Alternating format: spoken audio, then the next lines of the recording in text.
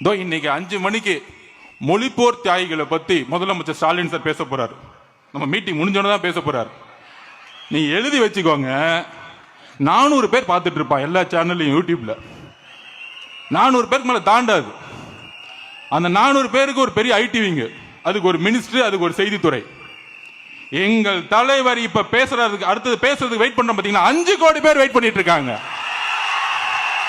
5 கோடி பேர்.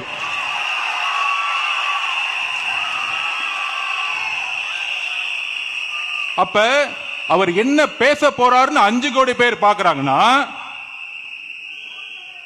வேலையெல்லாம் பாக்குறான்னு நினைக்கிறீங்களா? அவர்தான் எதிர்காலத்தின் முதலமைச்சர்னு தெரியும் மக்களுக்கு. அவர் பேசுறதை ஏன் பாக்குறாங்க? வேற நாதி இல்ல. உங்களை நம்பி நம்பி நம்பி 70 வருஷம் நம்பி போச்சு, இன்னொரு கட்சி நம்பி நம்பி 60 வருஷம் போச்சு. வணக்கங்கண்ணா, ஆதவர்ஜுனா, சூப்பர்ண்ணா. உங்களோட பேச்சு டார்க் டார்க் டார்க். நீங்க சொன்ன முதல்வர் அப்பா பேசுறத பாக்குற 400 பேர், அதுக்கு ஒரு ஐடிவிங்க, அதுக்கு ஒரு மினிஸ்டர் அப்படின்னீங்களா? அந்த 400 பேர்ல நானும் ஒருத்தர். திராவிட முன்னேற்ற கழக கரூர் தொகுதி ஐடிவிங். என்னன்னா பட்டுன்னு இவ்வளோ பெரிய காமெடி, நீங்க பொசுக்குன்னு சிரிக்காம பேசிவிட்டீங்க. ஏன்னு கேளுங்க, அப்பா பேசுறது 400 பேர் தான் கேட்பாங்களா, ஆனா உங்களோட தலைவர் பேசுறத 5 கோடி பேர் பார்ப்பாங்களாம். ஆமாண்ணே, பார்ப்பாங்க. ஏன் தெரியுமா பார்ப்பாங்க? நீங்க சொன்ன 400 பேர் பார்க்குற எங்க அப்பா பேசுறத 400 பேர் பார்க்குறாங்கன்னா அவங்கெல்லாம் வந்து அவங்களுடைய வாழ்க்கை மாறி அடுத்தடுத்த நிலைக்கு வந்து முதல்வர் அப்பாவோட பேச்சு கேட்டாலே அந்த இடத்துல ஒரு ஃபயர் இருக்கும், அதுல ஒரு நலத்திட்டம் இருக்கும். கண்டிப்பா புதுசா திரும்ப ஏதோ ஒரு திட்டத்தை அறிவிப்பாரு, மக்களோட வாழ்க்கைக்கு நல்ல விஷயம் ஏதோ ஒன்று கொடுப்பாரு அப்படின்னு சொல்லிட்டு நான் பார்க்குற 400 பேர். சரிங்களா? நீங்க சொல்ற 5 கோடி பேரு, 5 கோடி இல்ல, 5 கோடி தாண்டி தமிழ்நாடை தாண்டி சீனா வரைக்கும் பார்த்தாங்க நீங்க பேசுறத. எதுக்காக தெரியுமா? இந்த கரூர்ல வந்து பண்ணிட்டு போனீங்களே ஒரு சம்பவம், அதுக்கு சீனால இருந்து கட்டிங்ல வந்துச்சு பேப்பர்ல. சரிங்களா? 5 கோடி தாண்டி தான் பார்த்தாங்க. அப்புறம் வந்து கூட்டிட்டு போய் ஆறுதல் சொன்னீங்களே, அதையும் 5 கோடி பேர் தாண்டி பார்த்தாங்க. அப்புறம் ஈரோட்டில் ஒரு மாநாடு நடத்திட்டு பெண்களுக்கு பாதுகாப்பு இல்லைன்னு மாநாட்டில் சொல்லிட்டு வீடு வரைக்கும் போய் பாதுகாப்பு கொடுத்தாங்களே திருச்செங்கோட்டில், அதை 5 கோடி பேர் தாண்டி பார்த்தாங்க. அப்புறம் மாநாட்டில் தம்பி கீழே இருங்க இந்த மாதிரி ஏதாவது உங்க அண்ணனுடைய ஸ்பெஷல் ஸ்பீச் இருக்கும் அப்படின்றதுக்காக பார்த்துட்டு இருக்காங்க. அப்புறம் அந்த உங்க அண்ணன் வந்து தலைவர்னா இப்படிதாப்பா இருக்கணும் அப்படின்றதுக்கு நல்ல ஒரு எக்ஸாம்பிளா தடுமாறி கார்ல ஏறினார் பார்த்தீங்களா, அது 5 கோடி பேர் தாண்டி தான் பார்த்தாங்க. சிபிஐ கேள்வி கேட்டாங்களே, ஏப்பா 7 மணி நேரம் ஏப்பா கரூருக்கு நீ லேட்டா போன அப்படின்றது. இல்லைங்க, ரோடெல்லாம் வளைஞ்சு இருந்துச்சு அப்படி சொல்லிட்டு நீங்க சொன்னீங்களா, உங்களுடைய அண்ணனுடைய அற்புதமான பதில். அது 5 கோடி பேர் தாண்டி தான் பார்த்தாங்க.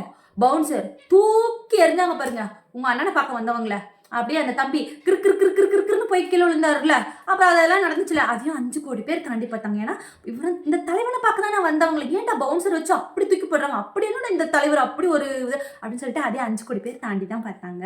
அப்புறம் உங்களுக்காகவே பணம் எல்லாம் செலவு பண்ணி உடல் உழைப்பெல்லாம் போட்டு மக்களுக்கு சேவையெல்லாம் பண்ணிட்டு இருந்த அஜித்தான்னு ஒரு பொண்ணு பாவம், உங்களை பார்க்க வந்தவங்கள ராஜ மரியாதை கொடுத்து கூப்பிட்டு உட்கார வச்சு பேசி இதை டீலிங் எல்லாம் முடிச்சிங்கல்ல.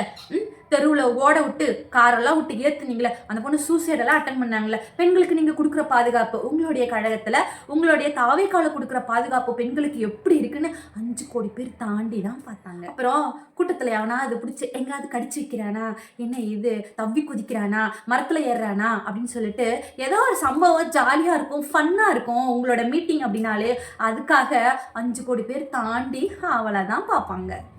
அப்புறம் உங்கள் அண்ணன் கூட்டமே இல்லாமல் கோவா போனதும், மக்களெல்லாம் திரட்டிட்டு மலேசியா போய் ஃபங்க்ஷன் கொண்டாடினதும், உங்களால் நான் ஏற்பட்ட ஒரு பிரச்சனைக்கு ஆறுதல் கூட வந்து கரூரில் சொல்ல முடியாமல் ஈரோடு மாநாடு வரைக்கும் வந்தவர் கரூருக்கு ஏண்டா வரல அப்படின்னு சொல்லி கேட்டதும், கேட்டால் தெருவெல்லாம் சின்னதாக இருந்ததுன்ட்டு சூப்பரான ஒரு பதில் சொன்னதும், இதெல்லாம் 5 கோடியை தாண்டி தான் பார்த்துட்டு இருக்காங்க.